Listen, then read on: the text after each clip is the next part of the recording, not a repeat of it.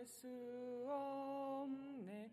세월이 흐르고 이 깊은 고독 속에 내 생명 끝나도 사나운 풍랑일 때 날 지켜주시리. 내 곁에 계신 주님 늘 힘이 됩니다. 아멘. 아버지 하나님 감사합니다. 오늘 아침 이 땅에서의 이 새날을 허락하시고 또 말씀으로 붙들어 주심에 감사드립니다. 특별히 오늘 말씀을 통해서 하나님께서 주의 백성들을 부르셔서 언약을 맺으시고 또 언약 백성이 되게 하시고 그 세우신 언약에 누구보다도 신실하신 하나님을 깊이 알기 원합니다. 너는 나에게 잊혀지지 아니하리라. 내가 너를 지었다 하시는 말씀에 이어 깰지어다, 일어설지어다, 내 힘을 낼지어다 하시는 이 영적 각성을 촉구하시는 말씀 앞에 믿음으로 나아가는 우리 하늘의 교회 성도들과 제가 되기를 예수 그리스도 이름으로 기도합니다. 아멘. 네, 오늘 말씀은 이사야서 말씀 51장 17절로 23절 말씀입니다. 이사야 말씀 51장 17절로 23절 말씀 제가 먼저 읽겠습니다.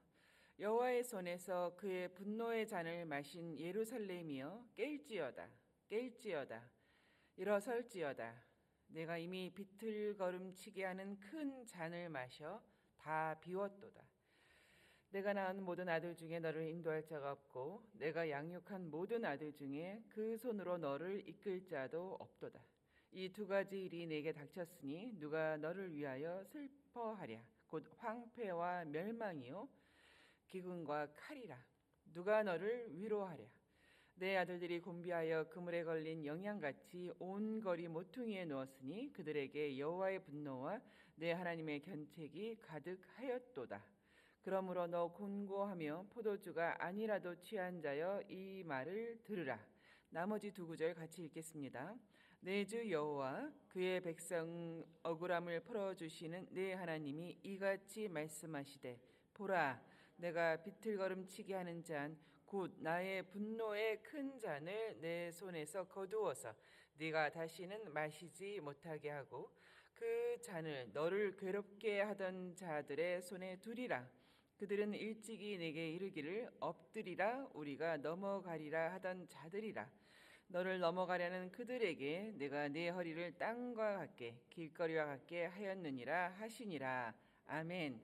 예, 같이 읽으신 말씀 중에 보라, 내가 비틀거름치게 하는 잔, 비틀거리게 만들고 주저앉게 만들고 갈 방향을 잃은 듯하게 만드는 그 잔, 곧 하나님의 분노의 큰 잔을 너의 손에서 거두어서 내가 다시는 마시지 못하게 하리라는 말씀이 있었습니다.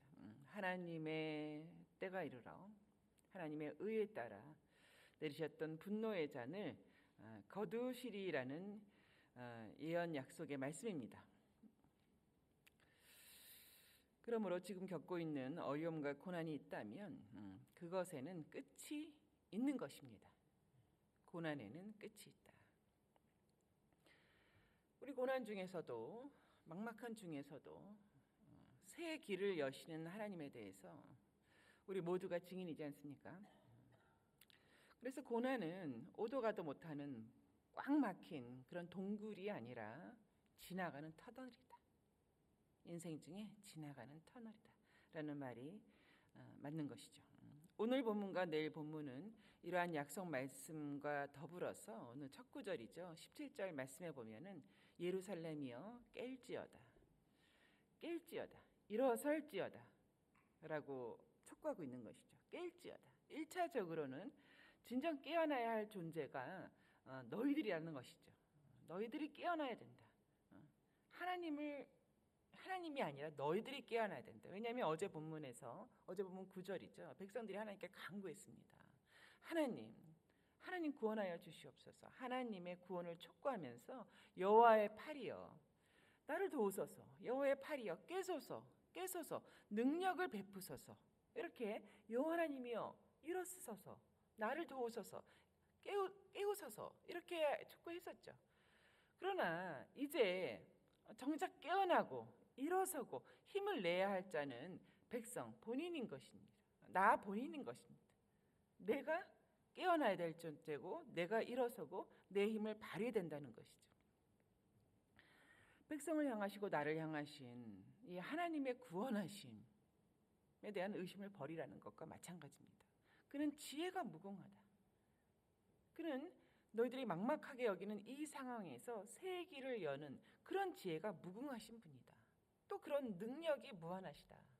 그리고 그는 그 누구보다도 너희가 생각하는 것 이상으로 선하시지 않냐. 그것이 확실하지 않냐는 말씀이죠. 로마서에서는 그랬죠. 자기 아들을 내어주신 이가 아니냐. 자기 아들을 아끼지 아니하시고 우리를 위하여서 내어주시니다. 그가 어찌 그 아들과 함께 모든 것을 너에게 필요한 것을 우리에게 주시지 아니하겠냐는 말씀이 있었죠. 깰지어다 일어설지어다. 우리가 다시 일어서고 힘을 낼 그 확실한 이유가 이것인 것입니다. 또한 우리 구원의 하나님께서는 우리의 연약함을 누구보다도 잘 아시죠. 히브리서에서 우리에게 있는 대제사장 주님이십니다. 우리의 연약함을 동정하지 못하실 리가 아니다. 그는 우리의 연약함에 대해서 너무나도 잘 아시고 불쌍히 여기시고 긍휼히 여기신다. 모든 시대의 성도들에게는 연약함이 있습니다. 모든 사람에게는 연약함이 있습니다. 연약함이 없는 성도는 없습니다. 우리가 겉보기에 괜찮아 보이고 겉보기에 참 저분은 뭐 성숙하다, 단단하다, 믿음이 좋다 하는 사람도 그들의 연약함을 딛고 일어선 사람들인 거죠. 연약하고 주저앉은 자리에서 하루라도 살겠다는 힘으로 일어섰던 사람들인 것이죠. 그 날들이 모여서 오늘날의 그런 모습을 보이는 것이지 연약함이 없이 매사에 다 당당하게 또 강하게 그렇게 온 사람은 없습니다. 우리 인류는 무능하지 않습니까? 무능함이 내게 있기 때문에 이 연약함에 대해서 그것을 어떻게든 간에 일어서고 또 깨어나고 이렇게 온 것이죠. 오늘 본문의 이스라엘 역시 그러했습니다. 18절부터 20절에 보면 내가 낳은 아들 중에서 너를 인도할 자가 없지 않냐. 내 주변에 너를 인도할 자가 없다. 내가 직접 양육한 모든 아들 중에도 그 손으로 너를 이끌 자가 없다. 아무도 없다. 너를 도울 자가 아무도 없다. 너를 새로운 길로 인도할 자가 없다는 말씀입니다. 실로 이스라엘 백성 중에는 포로 상태의 이스라엘을 회복할 자가 없었습니다. 여러분 아시다시피 이방인인 고레스를 통하여서 하나님께서 회복시키셨죠. 자력 구원이라고 하는 것, 내가 스스로 나를 구원해 간다는 이 자력 구원이 불가능한 상태였습니다. 전적인 무능의 상태에 있었던 이스라엘의 상태였습니다. 19절에 보니까 그들의 연약함이 이렇습니다. 이 두 가지 일이 너희에게 닥쳤다. 곧 황폐와 멸망이고 기근과 칼이다. 황폐와 멸망, 땅의 관점에서 본 것이죠. 땅의 관점에서 봤을 때 황폐와 멸망이 있는 것이죠. 또 사람의 관점에서 봤을 때는 결핍, 기근과 칼이 당시에는 뭐 전쟁일 수도 있습니다. 이 환란의 모습이 각양각색입니다만 이 두 가지로 정리되지 않나 싶습니다. 이 땅의 황폐함과 멸망, 이 땅이라고 하는 것은 뭐 여러 가지 의미가 있죠. 우리에게 소출을 내줘야 되거든요. 젖과 꿀이 흘러야 되는 것이죠. 근데 그렇지 못하고 순식간에 황폐해지는 그런 경제 어려움이 있습니다. 먹고 사는 문제가 있습니다. 그리고 기근과 칼이 있습니다. 이 기근이라고 하는 것은 결핍이라고 하는 것의 여러 가지 모양을 내포할 수 있습니다. 특별히 좀 사람을 힘들게 하고 정말 살고 싶지 않게 만드는 그런 기근이 있다면 그것은 관계의 기근이 아닌가 싶습니다. 관계의 기근. 공동체 내에서도 관계의 기근이 있죠. 그죠? 물론 공격하고 찌르고 상처 주는 칼이 있습니다. 더군다나 여러분, 칼이라고 하는 것은 가까운 관계에서 일어나지 않습니까? 그런데요, 이런 고난 중에서 뭐랄까요, 이 사람의 이 낙심하는 이 마음이 그래서 그런가요? 이 상황과 타협하는 경우가 있습니다. 자포자기하는 심정이죠. 그래, 내가 뭘 하겠어? 숨이 붙어 있으니 어쩌겠어? 나는 저주받은 인생이야. 목구멍이 포도청이지. 그래, 일단은 살고 봐야지. 실상 그 바벨론 포로 기간 70여 년이 되는 그 기간 굉장히 길죠. 제 2대, 3대가 태어나는 그런 시기인데요. 그 즈음에는 이 바벨론에 아예 자리를 잡고 눌러 앉은 것이죠. 털을 잡고 뿌리를 내린 이스라엘 사람들이 많았다고 합니다. 여기서 먹고 살아야지 했던 것이죠. 그러나 그들은 오랫동안 잊고 버렸죠. 하나님을 예배하고 하나님을 섬기는 하나님의 언약 백성이라고 하는 것을 이제 현실과 처한 현실과 타협하면서 잊어버린 것입니다. 이런 것에 대해서 어떤 신학자가 이렇게 영적인 상태에 대해서 이런 말을 했습니다. 더 이상 하나님이 옳다 하시는 하나님의 의를 추구하지 않게 된다라고 진단했습니다. 내 살기 바쁘고 내가 너무 힘들고 내가 너무 지치고 허덕이다 보니까 하나님이 옳다 하심, 하나님의 의를 추구하지 않더라는 것입니다. 그렇습니다. 그런데 그런 상황에서 하나님은 뭐라 하시는가? 아니다. 깨어날지어다. 안주하지 말고 일어설지어다. 주저앉아 있지 말고 내 힘을 낼지어다. 너에게 힘을 주시는 하나님이 항상 곁에 함께 하시지 않는가? 그런 하나님을 바라보며 일어서라. 내 힘을 다시 낼지어다. 이렇게 말씀하시는 거죠. 그렇습니다. 우리 하나님께서는 그의 백성들에게 모든 고난, 징계에 대해서는 기한을 두셨습니다. 종결 시점을 정하시고 새 길로 인도하십니다. 어찌 보면 고난이라고 하는 것은 저에게서는 그렇습니다. 고난이라고 하는 것은 막 달려가는 중에 있을 때에 우리는 다들 근시안이지 않습니까? 앞만 보고 막 달려가는 중에 그것을 급선회하게 되는 그런 아주 급한 코너, 이것이 막 끼끼끼거리면서 돌아가게 만드는 그런 코너 지점이 내 인생에서는 고난으로 여겨지지 않는가라는 생각을 하게 됩니다. 하나님께서 이 달려온 것을 급선회해서 하나님이 예비하시고 또 하나님이 나를 위하여서 작정하신 그 뜻을 이루어가게 하는 그 길로 급선회하게 만드는 그런 시점이 고난이지 않는가 그런 생각을 하게 됩니다. 역시 터널인 것이지요. 그것이 꽝 박아버리는 마지막이 아닌 것입니다. 급선회하는 터널일 수 있는 것이죠. 22절에 보니까 이렇게 나왔습니다. 나의 분노의 큰 잔을 내 손에서 거두어서 내가 다시는 마시지 못하게 하리라. 내가 다시는 마시지 않을 것이다. 문자 그대로는 이 바벨론 포로라는 엄청난 재난이지 않습니까? 이런 재난이 이스라엘에게는 상상할 수도 없었던 것이죠. 그 언약 백성이라고 하는 자부심으로 얼마나 교만하고 오만했으며 정작 하나님을 섬기는 것에서는 완전히 타락한 회칠한 무덤이지 않았습니까? 그러므로 말미암아 빚어진 이 바벨론 포로라는 시련과 재난이 영원하지 않다. 또 다시 있지도 않을 것이다 라는 뜻으로 읽힙니다. 나의 분노의 큰 잔을 거두겠다. 그러나 한편으로 우리가 이런 것을 문자 그대로만 이해한다면 이 하나님의 구원하심에 대해 너무 근시안적이지 않는가. 당장의 어려움만 벗어나고 모면하는 것이 구원이다. 구원이 이루어졌다라고 하며 이 현실 구원이 전부라고 하는 것은 좀 오해가 아닌가. 실제로 이스라엘 백성은 바벨론 포로 귀환 이후에 또 로마의 침공이 있지 않았습니까? 그리고 전 세계로 흩어지는 디아스포라가 있었죠. 하나님께서 말씀하시는 나의 분노의 큰 잔을 내 손에서 거두어서 내가 다시는 마시지 못하게 하리라는 이 말씀, 이 구원의 궁극을 말씀하시는 것이 더 옳은 해석이라는 생각이 듭니다. 다시는 마시지 못하게 하실 그 날을 너희에게 예비했다. 나는 예비하였다. 참되고 경건한 나의 성도 이스라엘 백성 남은 자들을 또 이 세우신 교회 이 땅에서의 많은 시련과 끝도 없는 재난들을 겪고 있으나 나는 예비했다. 눈물도 없고 고통도 없고 분노의 잔을 결코 마실 일도 없는 하나님의 나라로 인도할 것이다.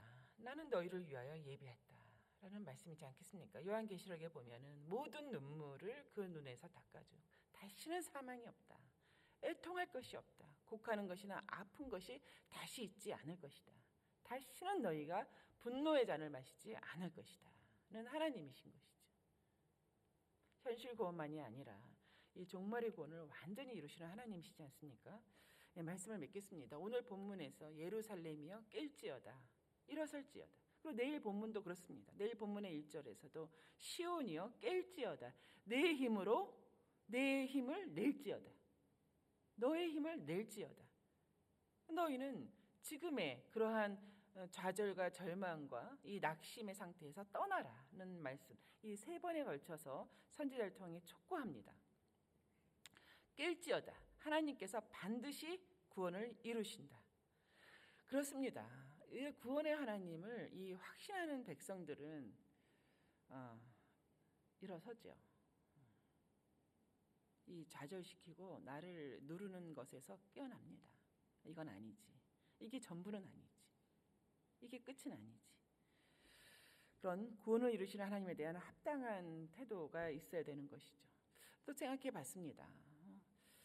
참 많은 다양한 이 고난들이 있지 않습니까? 어떤 사람들이 깨어나든가, 어떤 사람들이 다시 일어서고 다시 힘을 내던가 이렇게 생각을 해보니까 여러분 다 아시다시피 가진 것이 많은 사람이 깨어나는 건 아니잖아요, 그죠? 어떤 사람은 너무 가진 것이 많은데도 그런 좌절과 절망과 낙심에서 그냥 그대로 가버리더라고요. 또 성공한 사람인가? 그것도 아니에요. 사회적인 직위가 높거나 교회에서도 직분이 높으면 그런가? 그렇지 않아요. 그럼 우르르 몰려와서 도와주는 사람이 많은 사람이 그런가? 그렇지도 않아요. 혼자 있으면서도 그 자리에서 다시 일어서는 사람들이 있어요. 제가 볼 때는 그런 것보다는 그 현실의 그 상황이 어떻든 간에 남이 알지 못하는 감사가 있는 사람이 다시 일어서는 것 같습니다.